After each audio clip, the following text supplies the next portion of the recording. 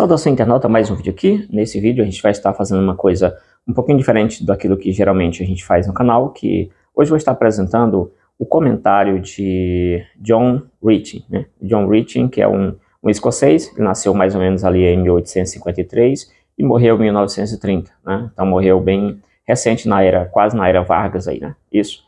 Bom, e nós temos aqui esse autor, o comentário não é tão conhecido esse comentário, eu não vou fazer review do comentário, tá? Isso aqui, John Ritchie. Esse autor ele é um grande estudioso, né? Então, após a sua morte aí, na verdade ele não lançou esse comentário, né? Mas após a sua morte aí foi publicado por outras pessoas, algumas pessoas fizeram comentários e lançaram em nome dele aí, tá? Uma forma de respeito, né? Admiração aí pelo trabalho que ele fez, né? Então esse trabalho não foi lançado diretamente por ele, mas foi lançado aí a partir da perspectiva dele por outros estudiosos aí, outras pessoas, tá?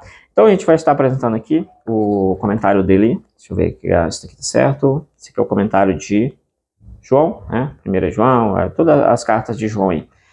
E aqui nessa abordagem das cartas de João, a gente vai pegar um pouquinho aí, só um trecho da primeira carta, um resumo sobre o pensamento dele dentro dessa carta, lembrando também que já fiz curso de grego dentro dessa carta de 1 João, toda ela, né, participei de um curso que abordava toda a carta de 1 João, então não vou estar entrando nessas questões aí, só apresentar o comentário dele. Se o comentário dele está certo ou errado, eu também não entrarei em discussões nesse sentido. Beleza, então ele vai fazer uma introdução a essas cartas aí, chamadas as cartas joaninas, né, as obras joaninas aí, juntamente com João, Apocalipse, mas aqui ele está focado aqui exatamente em 1 João, a 2 João e também a 3 João, e também anexado isso aí, Judas. É um comentário bem fininho, como você pode observar, disse que não ia fazer review, né? É um comentário bem fininho aqui, ele tem uma abordagem legal, uma abordagem um pouco mais pastoral, também exegética aqui e ali. E aí ele vai fazer uma introdução sobre essas epístolas de João, e nessas abordagens que ele vai fazer uma apresentação de quem seria esse João, ele vai cravar ali, vai bater o martelo, né? Dizendo, olha, não resta dúvida, a gente tem que localizar o autor, até mesmo para a gente entender algumas afirmações que um determinado autor faz. Ele vai dizer, não resta nenhum tipo de dúvida, que o autor dessas obras aqui é exatamente João, aquele mesmo João que a tradição já coloca, né, que a gente já conhece, está escrito ali, o autor João. Então ele vai dizer que não há dúvida de que esse autor aí dessa carta é exatamente aquele discípulo que se reclinava ficava ali reclinado no peito de Jesus, ou seja, também é descrito como o discípulo a quem Jesus amava. Então ele vai dizer exatamente que João está escondido dentro desse pseudônimo, o discípulo a quem Jesus amava, né? E ele vai fazer algumas observações interessantes sobre a pessoa de João também, sobre que antes disso ele vai fazer um comentário sobre que os nomes nos evangelhos, por exemplo, na Bíblia, enfim, eles estão muitas vezes associados a lugares, a situações, lugares, acontecimentos. Ele vai citar o exemplo lá do Felipe, né? Felipe de Betsaida, e aí várias outras pessoas, né? Alguém, filho do trovão. E aí ele vai citar alguns exemplos aqui. E aí dentro disso aqui ele vai colocar também sobre o fato de que João não cita seu próprio nome nessas epístolas, só vai citar em Apocalipse, né? E não cita também nos evangelhos. E ele vai dizer, olha, João deixou fora do registro o seu próprio nome, deixou o nome da sua mãe, ele deixou de fora do seu próprio registro algumas situações em que ele participava como sendo um dos três, ele vai deixar o nome fora ali, ou às vezes deixa o acontecimento fora.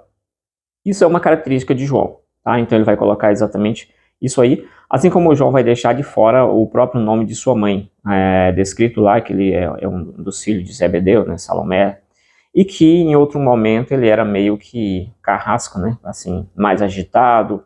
Ele é um daqueles lá que aparece pedindo lá para ser colocado uma à direita ou outra à esquerda. Então ele é descrito como filho do trovão, enfim. Ele faz algum levantamento nesse sentido aqui. E aí João vai fazer exatamente aqui, deixar esses acontecimentos importantes também fora do seu próprio registro.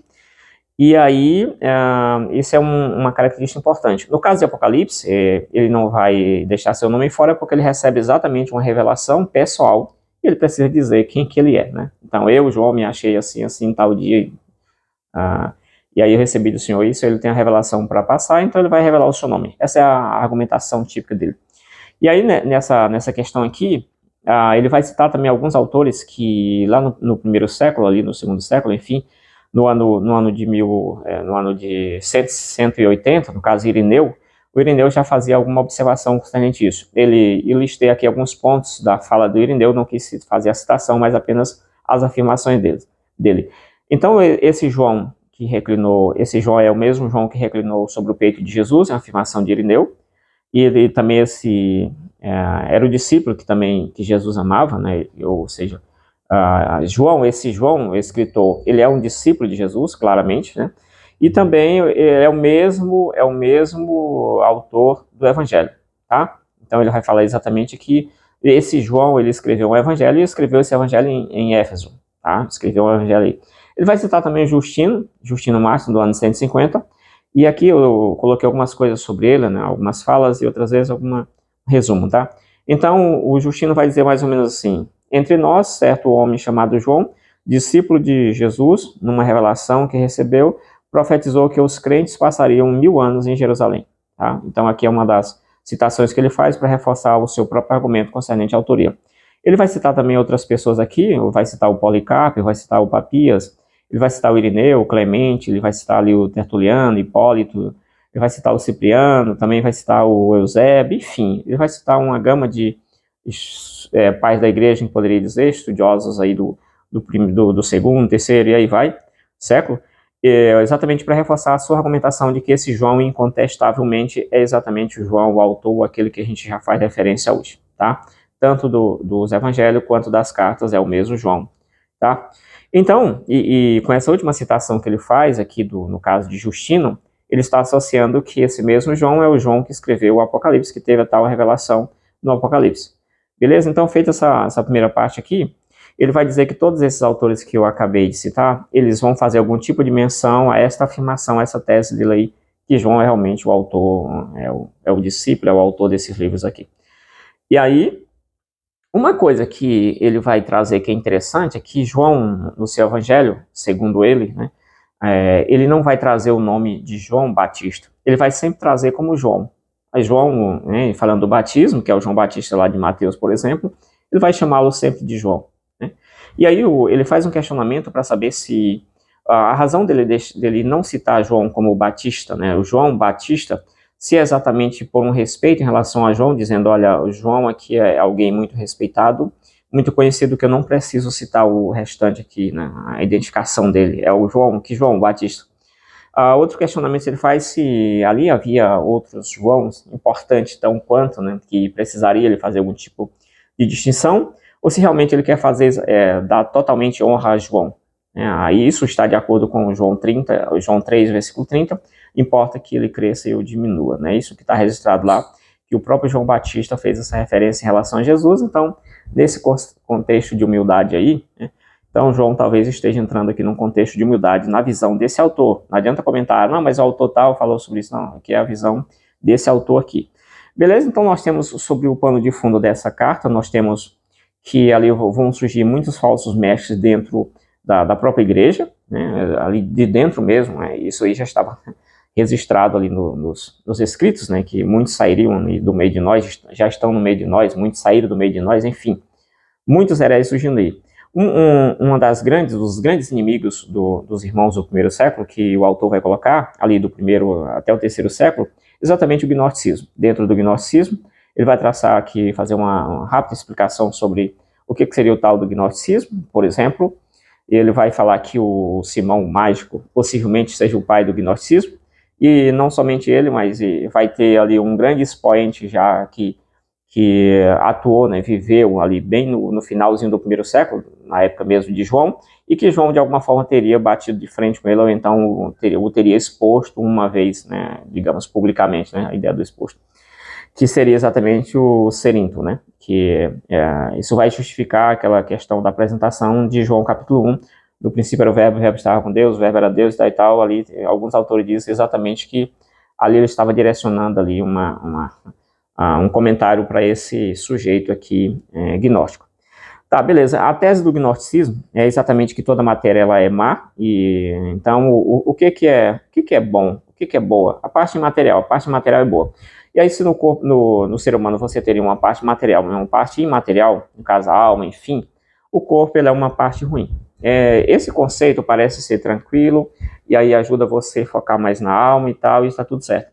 Só que esse conceito, como o próprio autor coloca, é um conceito muito sorrateiro. Esse conceito vai levar você a chegar a algumas conclusões sutis que elas são perigosas, né? E aí nós temos, por exemplo, dos grandes impactos do gnosticismo exatamente na natureza de Cristo. Se Cristo, né, está dentro daquela perspectiva de Deus, veio de Deus, é Deus e tal, e ele agora se fez carne, é impossível que ele tenha se feito carne, que Deus com todo o poder, com toda a sua santidade e bondade tenha se feito carne, porque a carne é matéria e matéria é ruim. Então, nesse sentido, ele não deveria ser exatamente alguém real. Ele deveria... Era alguém que tem uma expressão, né? Fingia que existia, né? Mais ou menos assim. Então, ele não teria exatamente essa ideia, né? Essa ideia de que teria um corpo, né? Então, essa doutrina da questão da deidade de Cristo, essa natureza de Cristo, aí já iriam para o brejo com essa teoria aqui. Tá, então, beleza, continuando aqui. O resultado dessa doutrina do gnosticismo, se o corpo é mau, eu posso seguir por dois caminhos. O primeiro caminho é o ascetismo, por exemplo, em que eu vou focar muito em querer vencer o pecado, vencer as inclinações da carne pelo meu esforço e tal e tal. Ou então eu posso levar para outra questão, que é exatamente se o corpo é mau e a matéria é má e a matéria não tem poder sobre o imaterial, sobre aquilo que é bom, né? Então, eu posso muito bem usar essa matéria do jeito que eu quiser, porque ela não vai interferir exatamente no elemento imaterial. Ou seja, eu posso usar, né, fazer os desejos da minha carne, porque isso não vai, de certa forma, atingir o meu espírito, né? Porque esse espírito é bom e a carne, né, é má, o corpo em si. E você pode seguir esses dois caminhos, né? Que são caminhos, digamos, são caminhos perigosos. Então, esses são os dois caminhos que você pode seguir, né? Sendo o último que eu acabei de falar, a questão da libertinagem. E aí nós temos a tese principal do gnosticismo, essa ideia de que toda matéria é má e que o imaterial é que seria o bom, né? E aí nós temos um desdobramento dentro do gnosticismo, que é a ideia da superioridade, né? A supremacia do conhecimento. Se o conhecimento ele é superior às demais coisas, né? O imaterial é superior ao material, você pode exatamente usar o seu corpo como você quiser, e o pecado passa a ser uma fonte de conhecimento. Não algo como errado, mas é uma fonte. O pecado também vai gerar conhecimento dentro dessa aprendizagem que você teria aí. Ok, então nós temos essa abordagem aí. Ele vai cravar aqui também, comentar sobre que o gnosticismo teria influenciado muito a questão do judaísmo, né? Esse muito que é meu, mas ele influenciou o judaísmo e também teria influenciado as religiões gregas, e é exatamente nesse ponto aqui, que eu estou finalizando o vídeo, que vai nascer o cristianismo dentro desse caldo aqui, dessas influências, tá? Então, basicamente, é o que eu gostaria de comentar hoje aqui sobre essa questão. E para finalizar exatamente, pegando aqui uma questão do teórico gnóstico Cerinto, ele vai exatamente fazer uma clara divisão entre o Cristo e o Jesus, né, filho de Maria, toda aquela questão de José e tal e tal. Porém, ele vai fazer uma divisão no seguinte: olha, o Cristo, ele é como se ele fosse aquela parte material, né? E o Jesus é como se fosse aquela parte material. Então, o Cristo vai descer em forma de pomba naquele dia lá do batismo e tal, e vai dar todo o poder para Jesus. Jesus vai operar vários milagres e tal. Quando for perto da morte, o próprio Cristo dá no pé e deixa Jesus sozinho lá para sofrer. Então, quem que sofre, quem que morre? Jesus. Quem que deu todo o poder para Jesus chegar até ali? O Cristo. E o Cristo já foi embora no momento final ali. Então essa é uma questão, né? O próprio Cristo ficaria isento de qualquer coisa, enquanto Jesus sofreria.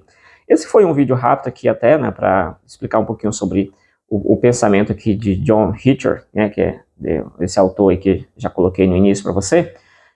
Espero que você tenha gostado. Se gostou, comenta aí. Se não gostou, também comenta do meu jeito. Quiser fazer uma crítica, só quero que você entenda que aqui é o pensamento do autor. Qualquer coisa que você tenha sobre outro comentário, pode deixar nos comentários aí tranquilamente, né? Só não precisa refutar, porque não é necessariamente a última Coca-Cola do deserto, mas uma abordagem relacionada a um determinado autor. E é isso que quero que você entenda desde já. Beleza? Valeu, fui!